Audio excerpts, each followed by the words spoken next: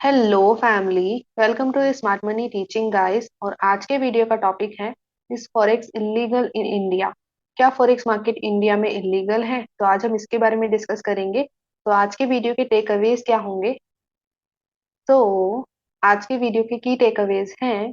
तो पहला पॉइंट है, why RBI is banning forex trading in India. RBI forex trading को क्यों बैन करना चाहता है, उसके रीजन क्या है, वो हम डिस्कस करेंगे। फिर होगा second point, how can you trade forex in India in legal way. Forex trading अभी भी हम इंडिया में कर सकते हैं, तो उसको लीगल तरीके से कैसे करें वो हम जानेंगे। फिर होगा next point, how to choose a right broker.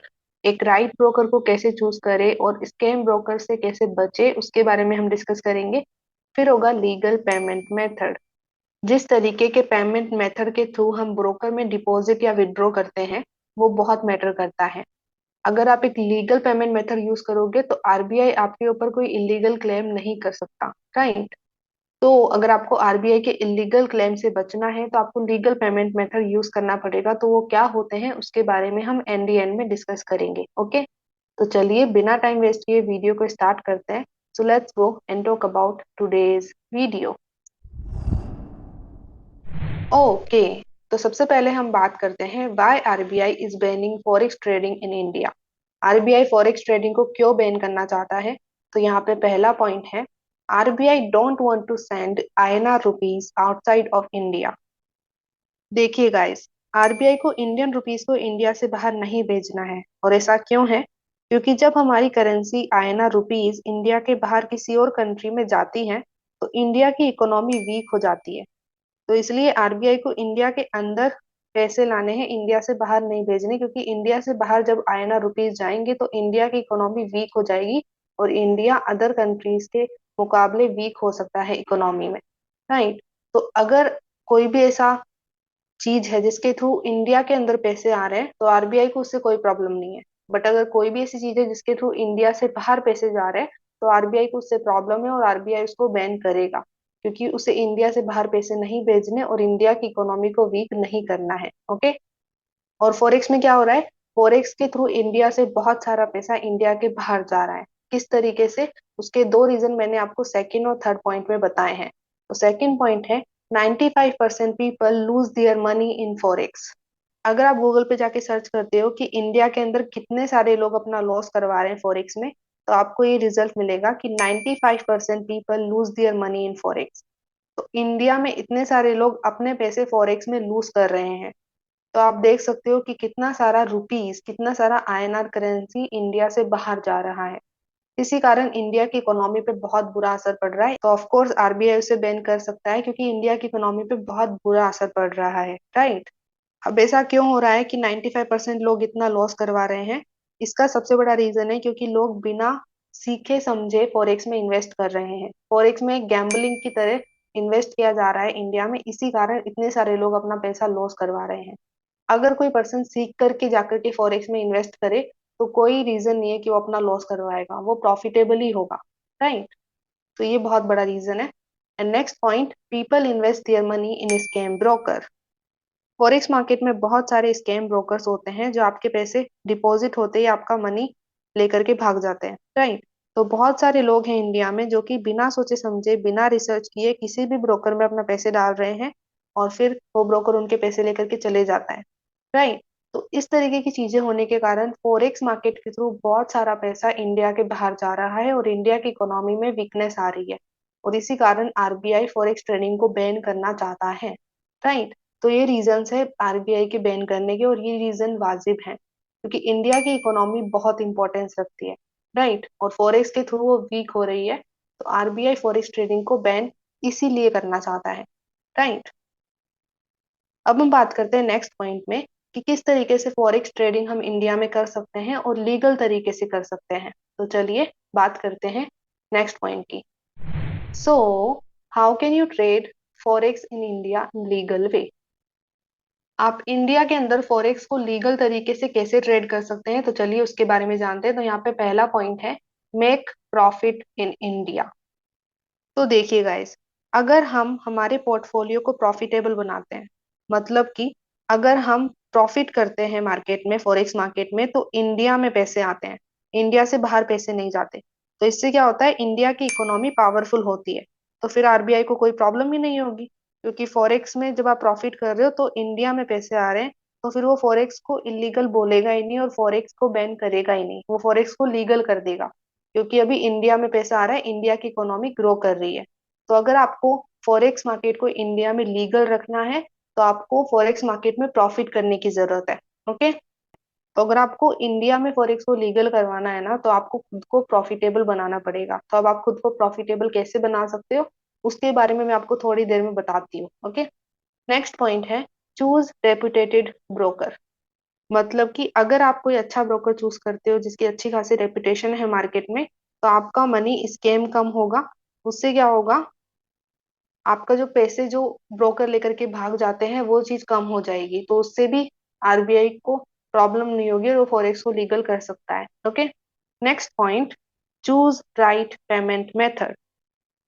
तो देखिए गाइस, अगर आप इंडिया के बाहर पैसे डिपॉजिट या विड्रॉ करते हो, राइट, तो उससे क्या होता है, वो एक इलीगल एक्ट माना जाता है। राइट। तो अगर आप किसी भी फॉरेक्स ब्रोकर में पैसे डाल रहे हो और अगर उसका पेमेंट मेथड इलीगल है, मतलब कि आप डायरेक्ट उसमें पैसे डाल रहे हो, तो वो एक इलीगल एक्ट माना जा सकता है। तो लीगली तरीके से किस तरीके से आपको पेमेंट करना है, किस तरीके से डिपॉजिट विड्रॉ करना है, वो मैं आपको बताऊंगी। ओके, वो मैं आपको एंड में बताऊंगी, तो wait for it. Okay. And last point है, learn about forex before trading real money. ये बहुत इंपॉर्टेंट पॉइंट है गाइस। जरा सोचिए गाइस, अभी जो 95% लोग लॉस में है फॉरेक्स में, राइट, 95% इंडियन पीपल जो लॉस करवा रहे हैं फॉरेक्स में, अगर उन्होंने अच्छे से फॉरेक्स के बारे में सीखा होता और अच्छे से सीख करके फिर अपने रियल मनी को इन्वेस्ट किया होता, तो अभी इंडिया की इकोनॉमी में बहुत इंप्रूवमेंट होता और आरबीआई फॉरेक्स को पूरा लीगल रखता। राइट। तो फॉरेक्स को आप गैम्बलिंग की तरह मत देखिए। इसके थ्रू आप इंडिया की इकोनॉमी को ग्रो करवा सकते हैं, इंडिया की इकोनॉमी को सपोर्ट कर सकते हैं। राइट। तो अगर आपको ट्रूली इंडिया की इकोनॉमी को सपोर्ट करना है और फॉरेक्स को इंडिया में लीगल बनाना है, तो प्लीज पहले आप लर्न करिए, डेमो में प्रैक्टिस करिए, और जब आपको लगता है कि अब आपको अच्छे से फॉरेक्स ट्रेडिंग आ चुकी है, फिर जाके आप रियल मनी को ट्रेड करिए। ओके। सो अब एक अच्छा ब्रोकर कैसे चूज कर सकते हैं, तो चलिए उसकी बात करते हैं। सो यहाँ पे देखिए guys, how to choose a right broker. एक राइट ब्रोकर कैसे चूज करें, तो यहाँ पे पहला पॉइंट है, authorised and regulated by international regulation. ऐसे ब्रोकर जिसको इंटरनेशनल रेगुलेशंस ने ऑथोराइज और रेगुलेटेड कर रखा है, वो ब्रोकर बहुत अच्छे होते हैं। ओके। तो आपको गूगल पे जाके आप इसके बारे में रिसर्च कर सकते हो कि इंटरनेशनल रेगुलेशन के थ्रू कौन से ब्रोकर रेगुलेटेड है, तो आपको बहुत सारी लिस्ट मिल सकती है। Okay. Next point, authorised and regulated by RBI and SEBI. RBI और एसईबीआई के थ्रू रेगुलेटेड होने चाहिए brokers. Okay. Next point, reputed forex broker.